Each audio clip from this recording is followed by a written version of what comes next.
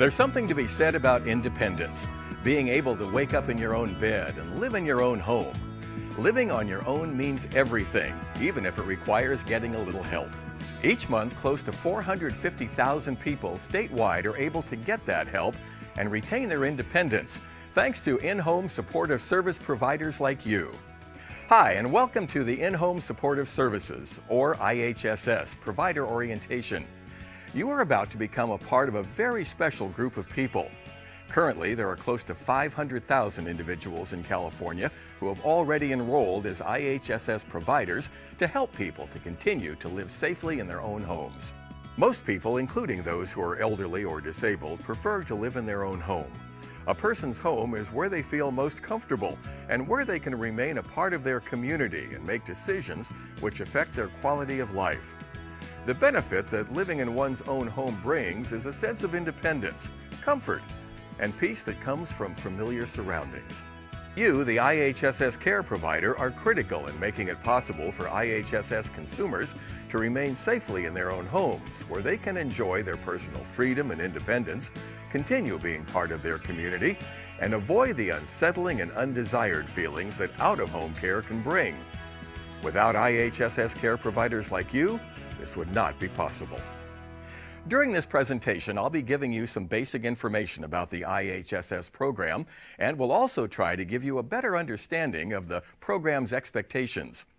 Now, we'll be referring to you, the person providing the services, as the provider or employee, and the person receiving the help is either the consumer, recipient, or more frequently the employer. Now, this individual is considered the employer as he or she has the authority and the responsibility to hire the care provider, also supervise their work, define how the tasks will be completed, and can also terminate the provider if he or she chooses to. So let's start things off by talking a little about the IHSS program and what you'll be doing. The In-Home Supportive Services program provides services to income-eligible people over the age of 65 and the blind and/or disabled. The goal of the IHSS program is to allow people to live safely in their own homes and avoid the need for out-of-home care. IHSS allows the recipient to hire someone to help out with services such as housework, laundry, meal preparation, and personal care. Personal care may include bathing and dressing services. In addition, paramedical services such as wound care are also available as part of the IHSS program.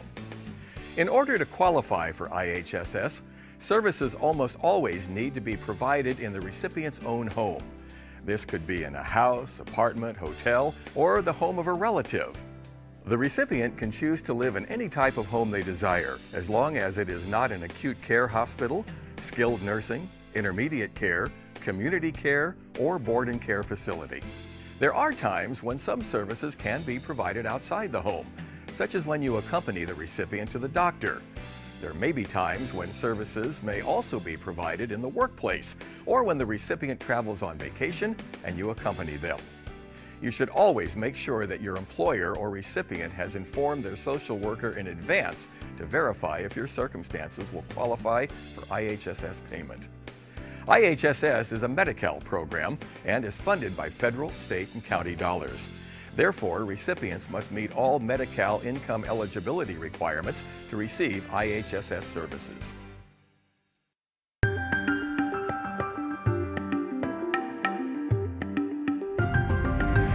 So that's a little bit about the program. Now let's talk about you and the requirements for IHSS providers.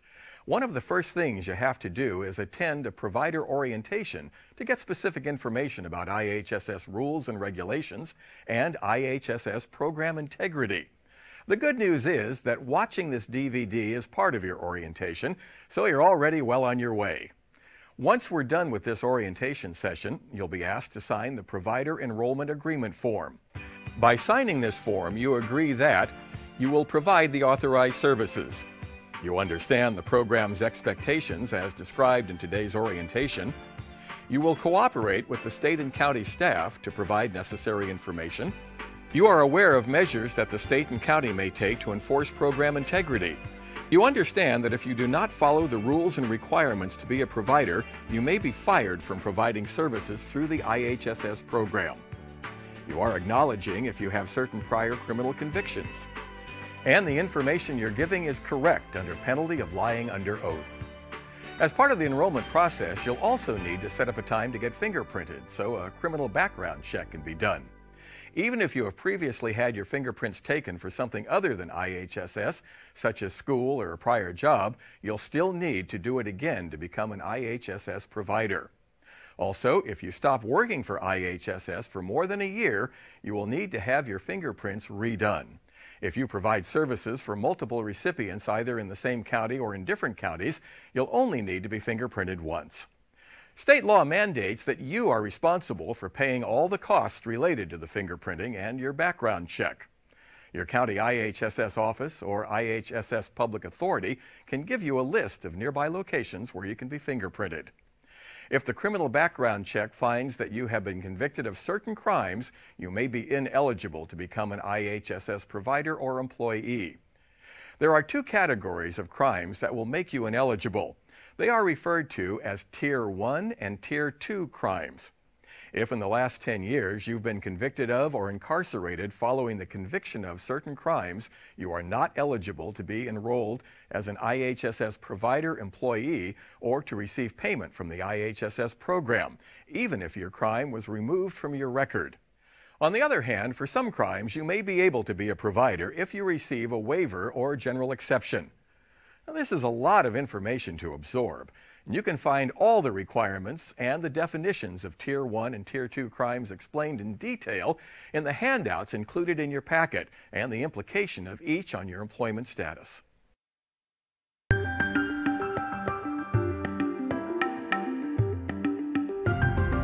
There are two more important requirements that you should know and understand because as an IHSS provider employee, these laws apply directly to you. They are confidentiality and mandated reporter. First, confidentiality. You probably know that when you go to a doctor, your confidentiality is protected. This means that your doctors are required to keep all of your medical information private. These same rules apply to all healthcare providers and hospitals, and they also apply to you as an IHSS provider. You cannot give any information about the services your consumer receives, even including that they receive help from IHSS.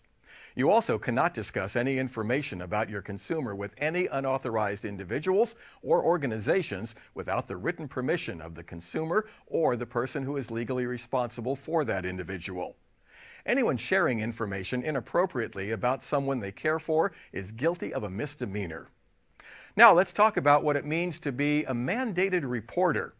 As an IHSS provider, you are a mandated reporter. This means that by law, you must report any suspected abuse immediately to the County Adult Protective Services or Children's Protective Services. There are several types of abuse that must be reported, including physical abuse, mental suffering, abandonment, isolation, financial exploitation, neglect, self-neglect, abduction, and sexual abuse. The information about who reported the abuse will be kept confidential, and you can refer to the mandated reporter handout for more details and information about what you should do if you suspect someone you're caring for is the victim of abuse.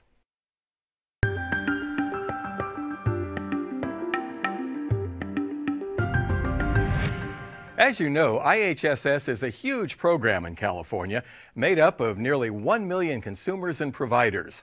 To make a program this large run as smoothly as possible, many agencies need to be involved. While it's great to have support on multiple levels, this can sometimes add to confusion as to who you should contact when different situations come up. Let's take a quick moment to break down how everything is structured and who handles what part of the process. The federal and state governments provide oversight and direction to the counties. These counties are responsible for managing the IHSS program on a local level. A county social worker will conduct an assessment.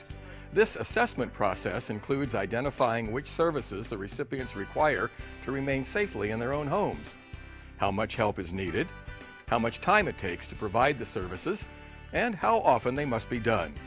The social worker will take into account the different levels of need on good and bad days. The counties also enroll providers in the IHSS program, answer questions from recipients about IHSS, and participate in fraud detection activities. The Department of Health Care Service auditors and County District Attorney's Office and welfare investigators all investigate potential fraud when cases are referred to them and prosecute those accused of fraud. There are 56 IHSS public authority agencies throughout California. If there is a public authority available in your county, these agencies are responsible for maintaining the county's provider registry, making provider referrals to recipients, and offering access to provider training. Public authorities are also responsible for performing collective bargaining, as well as providing wage and health benefit information to providers.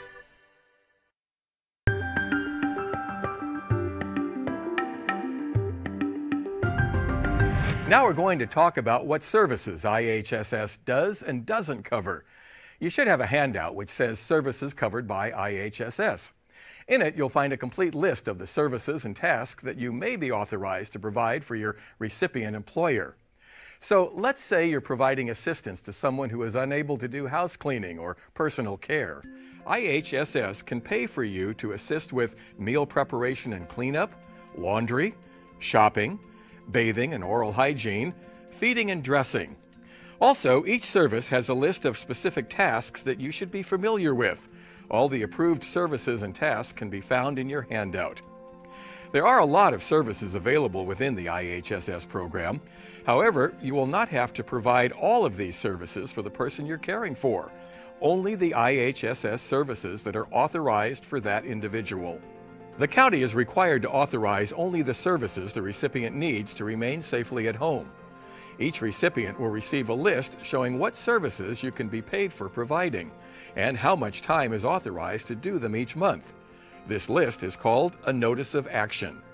Before providing services to an IHSS recipient, you should ask the recipient to tell you which IHSS tasks have been authorized, the number of hours, and the schedule you are being hired to work. Starting in 2012, all providers will receive a notice that contains a list of approved services for their recipient. Remember, IHSS will only pay you for a service or task that has been authorized. However, the recipient you work for may choose to pay you to provide services that the IHSS program does not pay for. This agreement would be between you and your recipient. If your recipient asks you to do something that is not on the list of services or tasks, or asks you to do something that has not been authorized for them, you will not be paid for doing what they ask. In these situations, it's generally best to politely remind them about the Notice of Action list and services that are authorized. If you do choose to do something that is not on the Notice of Action, you cannot put the time it takes on your timesheet. Some of the things IHSS will not pay for include moving furniture, paying bills, reading mail to your recipient, caring for pets, including service animals, gardening, sitting with them to visit or watch TV, taking the recipient on social outings, reimbursement for gas or transportation expense, time waiting for the recipient in the doctor's office, and repair services. You may also find there will be times when previously approved services are not covered. For example, you'll not be paid for providing any services if your recipient is in a licensed care facility. Generally speaking, the same also applies to cleaning your recipient's home if they go into a licensed institution. However, there are a few exceptions to this rule. If you find yourself in this situation, be sure to ask your employer recipient to verify with their county worker first before you do anything. If your employer is hospitalized or passes away, you cannot claim hours and/or be paid during their hospitalization or after their death, and should notify the county social worker immediately. If you intentionally claim for time worked on your timesheet for services in either of these situations, you will have to repay any money that you received and/or may face criminal penalties. In addition to the authorized services and tasks for your recipient, there is also a set amount of hours approved for each service per month. You will not be paid for any time above those monthly hours that have been authorized. If it consistently takes more or less time to complete the authorized tasks, you should have your employer report these changes to their county social worker. The county worker is required to reassess the recipient whenever there is a change in circumstances affecting their need for services. If your employer refuses services you have been authorized to do, you need to make sure your timesheets do not include hours for these services. If they always refuse to have you do specific services, you need to make sure that they let their IHSS county worker know so they can update their records. You must also keep in mind the recipient may have multiple providers and may choose which providers assist them with certain tasks. As you can tell, it's important that your timesheet only reflects the time you have spent doing authorized services and tasks. It's never okay to put time on your timesheet for hours not worked.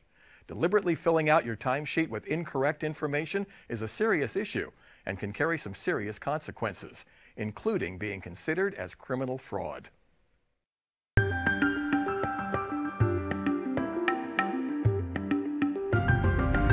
As we said earlier, IHSS is a Medi-Cal program funded by federal, state, and county dollars. This means that IHSS fraud is Medi-Cal fraud. The California Department of Healthcare Services is responsible for investigating Medi-Cal fraud.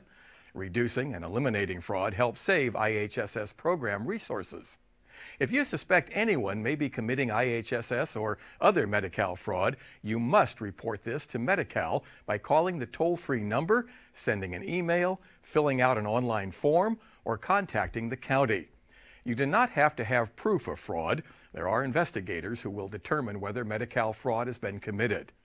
In addition to public reporting, fraud may be detected in several ways, including through computer matches with other federal and state agencies, during the assessment process, while the county and/or state staff conduct quality assurance and fraud detection activities, and during authorized unannounced program integrity visits to the homes of recipients by state and/or county staff. The following video shows some real examples of how actual IHSS recipients and providers tried to take inappropriate advantage of the IHSS program. The result? Criminal fraud and some pretty significant penalties. While the stories are true, actors have been used to portray both the recipients and the providers. In-home supportive services provide help for those in need. It's important to preserve the program resources and avoid fraud. We know these examples represent the minority, but it is important for you to understand what is considered fraud. Understanding the rules can help you avoid a situation that can have significant consequences. Let's look at a few examples. This is Shirley Sayer. She thought she could be in two places at one time. She was an IHSS provider for her son in California and moved from California to Colorado and still claimed IHSS benefits. That is illegal. Shirley requested that her checks be mailed to a post office box in Riverdale, California, and then forwarded to her address in Colorado. She submitted timesheets claiming she provided IHSS services for her son in California for 5 months.